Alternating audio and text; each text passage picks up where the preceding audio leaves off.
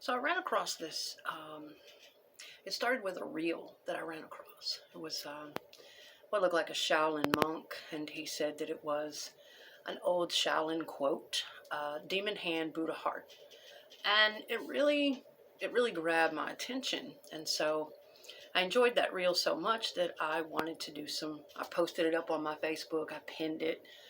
And I wanted to do some deeper research into that quote because, it spoke to me in many different ways. And so I'm going to share with you guys a little bit of the research that I did on it and then what it actually means to me, how I interpret it.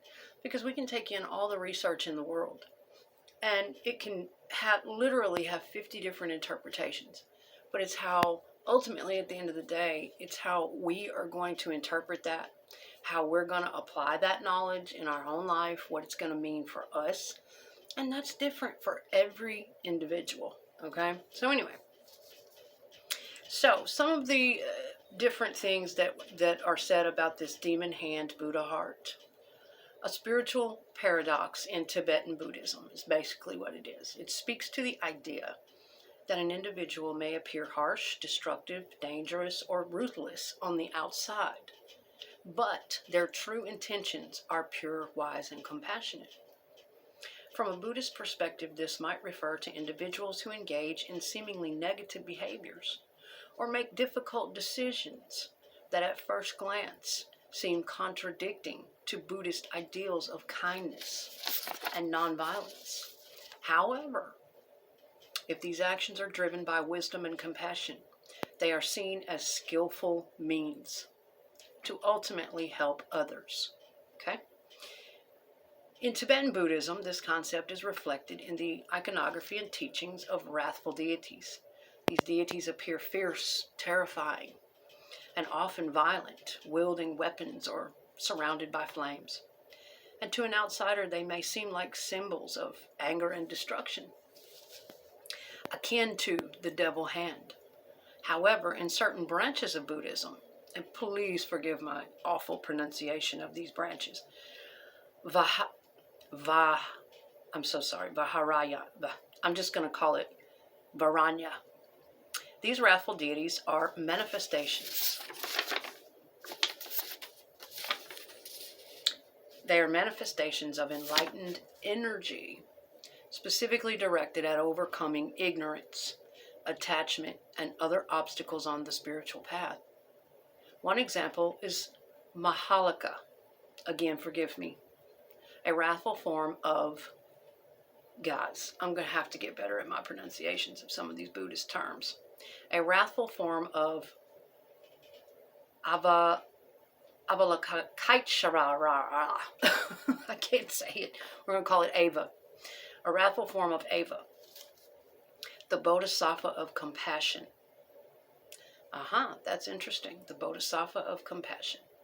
Okay, so while Mahalaka's appearance may evoke fear, his purpose is to protect his practitioners and destroy obstacles that prevent enlightenment.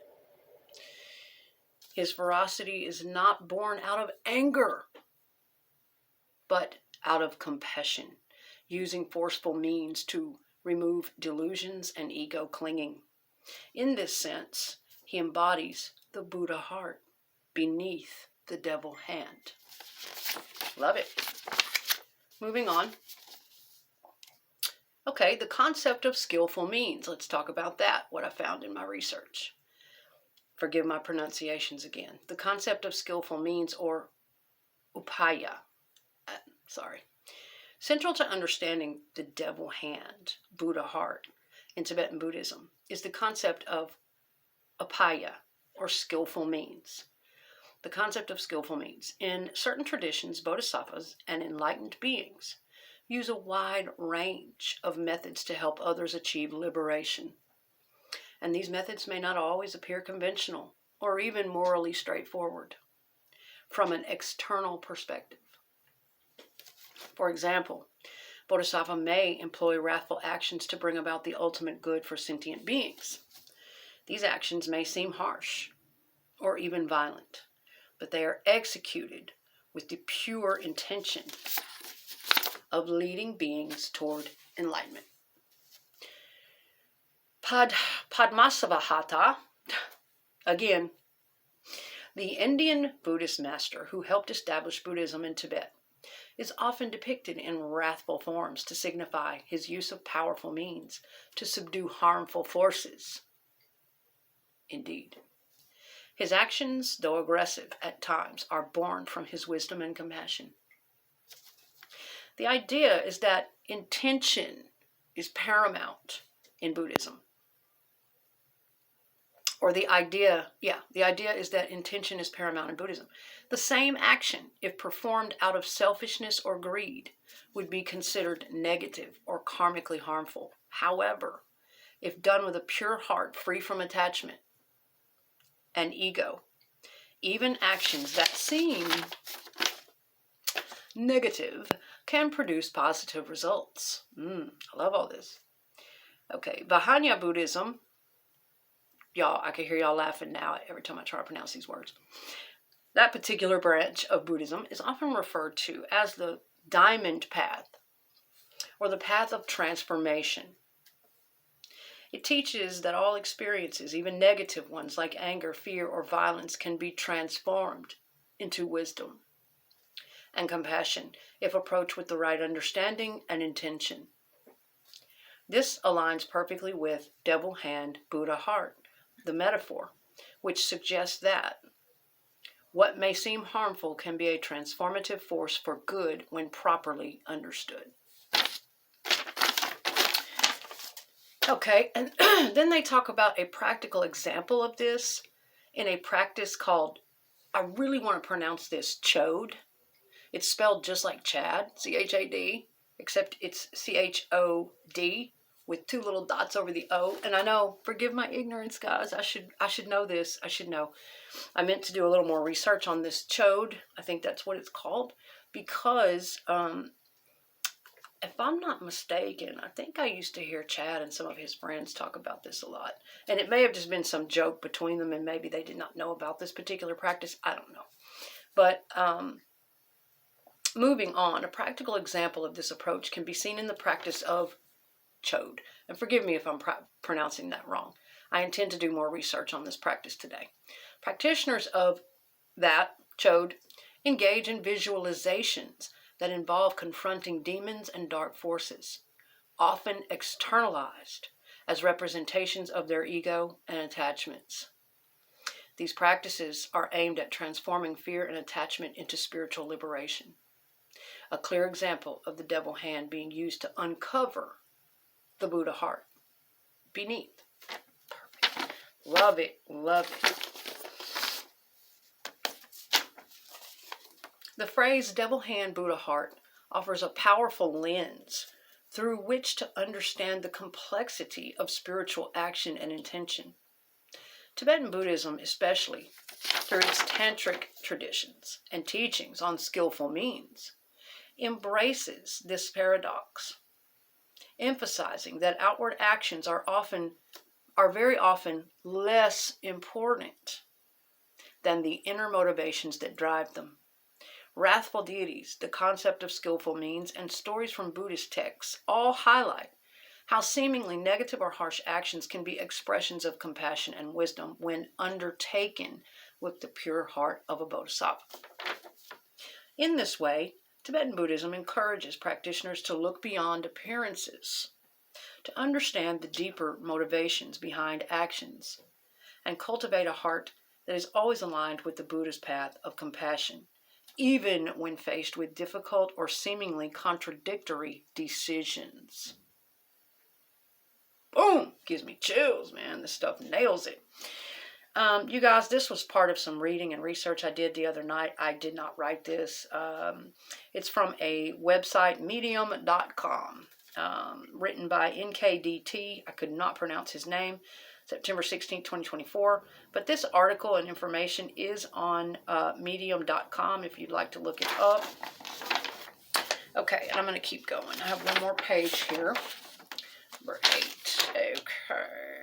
Number 7, number 8. Because I have a little bit of commentary I want to talk to you guys about how I feel about this, how I interpret it myself, and how I apply it into everyday life, okay, so Google says, let's see.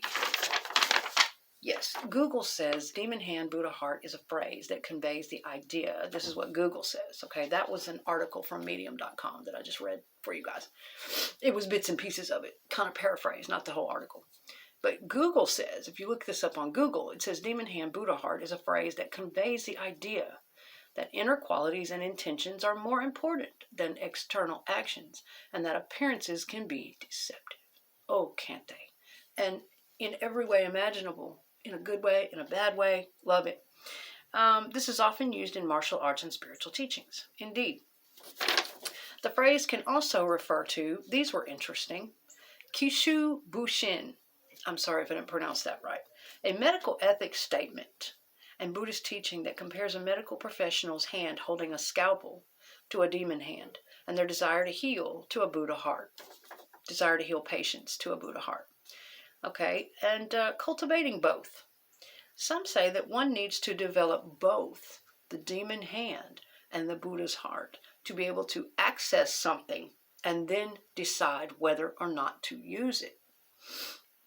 That's where kind and fierce come into how I interpret it, being both kind and fierce in this world and embodying both of those things and being able to balance both of those things, because both of them are actually necessary to survive.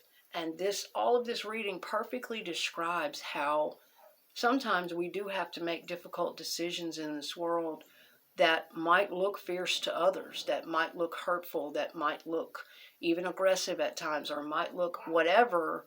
But ultimately, we are making that decision. Guys, I'm going to have to get up and back up because I have a neighbor over here that just screams his head off and makes the weirdest noises. But sometimes we have to make those kind of decisions, and we might look like assholes to other people, or we might look mean or cruel, or you get what I'm saying. There will be times where in this life we have to be able to make those decisions, and if we don't have enough, call it whatever you will, if we don't have enough backbone to make those decisions, or, we are afraid to make those decisions because it'll make us look not nice.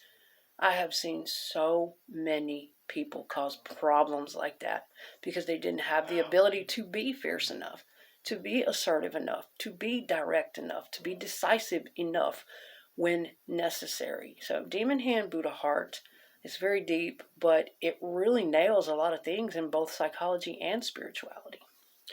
I'm afraid I'm going to have to clip this and make a part 2. I'm doing well on time. It's just every time I start recording, I swear to God, it's almost like there's a plot against me or something universally. Because if the minute my mother gets quiet, then my neighbor starts screaming and making all these weird noises through his wall. It is the strangest thing. I haven't complained on him yet, but he needs to stop it. So anyway, kind and fierce. If not, problems occur. If this is not possible to be assertive, firm, straightforward, even fierce when necessary. If those types of things aren't even within our grasp, we can't. We're so timid and we are so afraid and so mild that we cannot sometimes make hard decisions that require us to be forceful.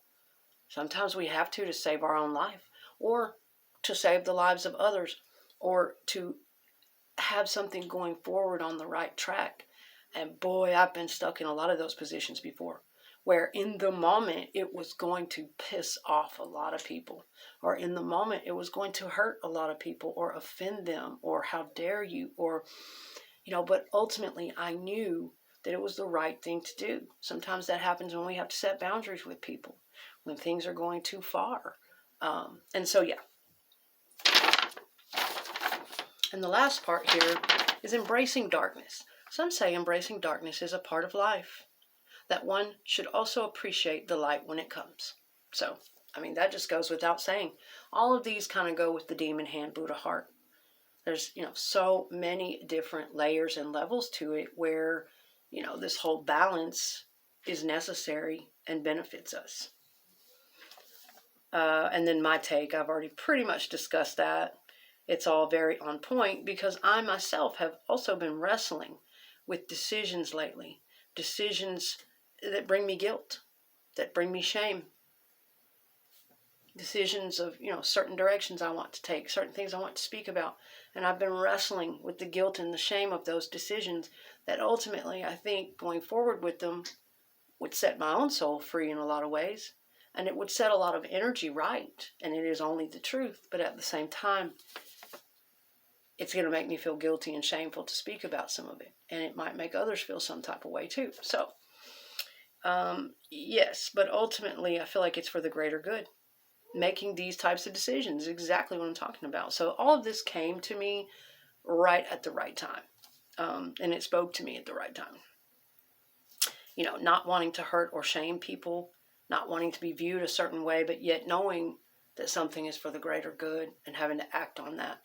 And if you don't act on those things and make those decisions sometimes in life, you suffer even more because of it. I've also learned so much from experiences caused my own problems before. Like I said, so many times, and observed this in others who cannot be both demon hand and Buddha heart. Many, many times.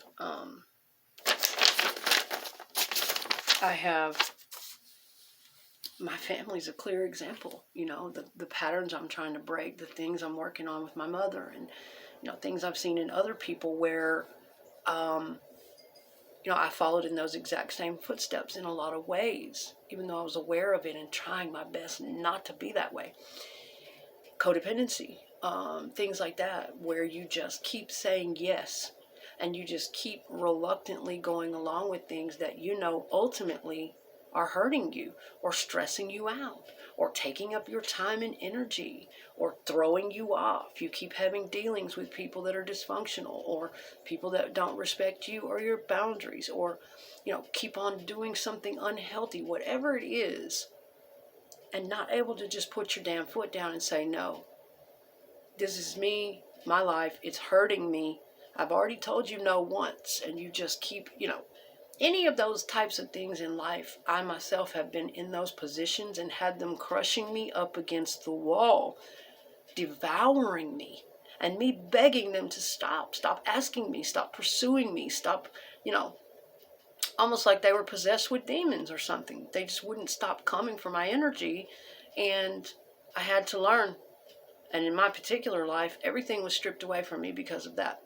Because I could not learn to stand up, be politely fierce. Okay, when I say be fierce, this whole demon hand Buddha heart thing, get it, and get it in context. It's not perpetuating hatred. It's not telling you to go sock somebody in the face. It's not telling you to be ugly, mean, and nasty. And people who take it out of context like that, well, they will be misinterpreting the whole thing, the whole intention of it all. It doesn't mean that at all. It means finding the balance. That fierceness is actually kindness in a lot of situations. And the more we don't use it, and we just let those people keep going on and on into eternity, taking from us or stepping on us or hurting us and distracting us from our right path. You see what I'm saying? When we don't put our foot down a lot of times, not only are we not able to stay on our own right path of balance and goodness and whatever we're working on, but we're preventing them from doing it too. We're enabling them. And the whole ripple effect, that's right, can come from one time of not being fierce enough, of saying, oh, okay, I just feel so guilty and so bad if I tell them no. And that can apply to so many different things. I've been in that position.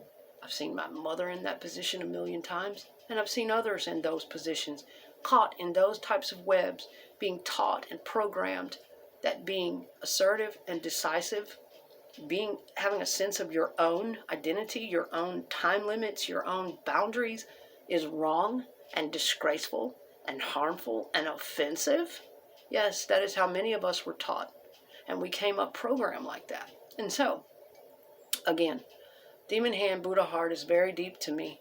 And it just reinforces things that I have had to really struggle to learn over the years. Being particularly tormented by certain people when I told them no, when I tried to have boundaries, when I needed to be decisive and assertive and firm. And I have found that, yes, if you are not fierce enough, meaning, don't take it out of context. I know some people are out there going, fierce? What do you mean? I have to be... No. But I mean, it's true. If you cannot at least sometimes be decisive and assertive and firm and make decisions and put your foot down, it can cause nothing but chaos and problems for everybody around you. I've seen people that literally thought they were helping, running themselves in circles, never saying no. They really thought they were helping and being kind, but they weren't. They were actually making the situation 1,000 times worse by not being the example of fierceness in those situations, making a damn decision, sticking to it, putting their foot down so that all those other people involved in that web could have to face their own shit and get up on their own path. And, you know, I've been seeing all this for a very long time, but I'll tell you, if you're conditioned to be that way, to be an enabler, to be codependent, to perpetuate webs and cycles, it's hard as hell to break out. It is not. It does not come naturally to some of us. It's deeply ingrained in our conditioning. And so, yes, I've definitely had to learn it, you know, not only intellectually, but emotionally. I've had just about everything that I, you know, cared about, needed, wanted, stripped away. It really was almost like this universal joke, like, okay, all right, you find it hard to tell people no? You want to be Little Miss Throw Yourself Under the Bus? You love to be Little Miss Caretaker because you have a bleeding heart and all of those holes in your childhood and your mothering and whatever?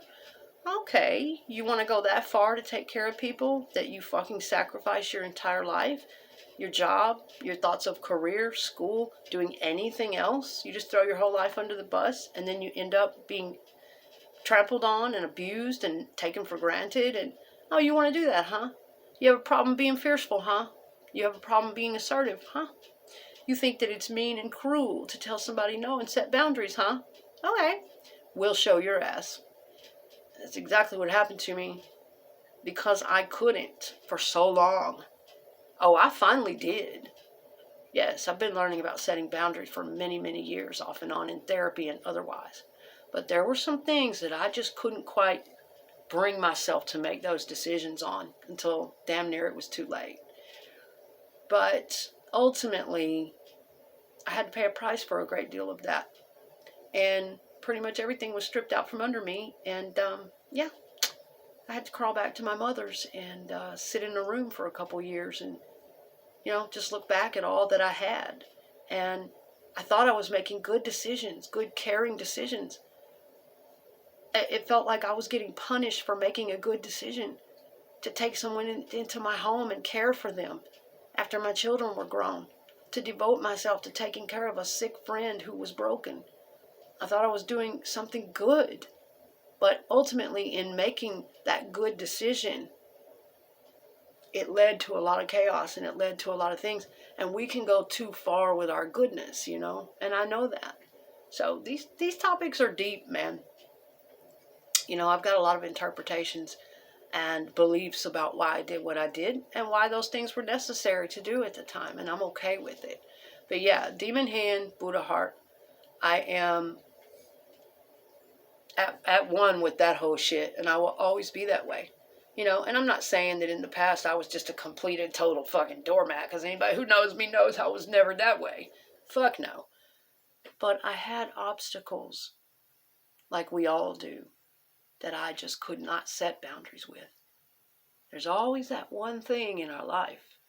We might have mastered all other things, and we might be really tough with all other things, and we might be at ease with setting them in their place and this, that, and the other. There's always that one thing, and for some of us maybe more, that we cannot conquer, that we just can't bring ourselves to do what in our soul we know is the right thing to do. But outwardly, it looks like it's a horrible thing to do. And it feels horrible to our heart to do it. And to others, it may look horrible. But we know inside, the right decision at the time is to cut that person loose. That they are dishonoring us. hurting us, bringing strife and turmoil into our life. And we know deep inside the right thing to do is to be fierce, to have the demon hand at that time and decide. So, anyway, I may come back in a part 2 with this. I really, I like a lot of different parts of Buddhism. And I like this particularly, this study in particular. It helps a lot. So, all right, guys. See you later.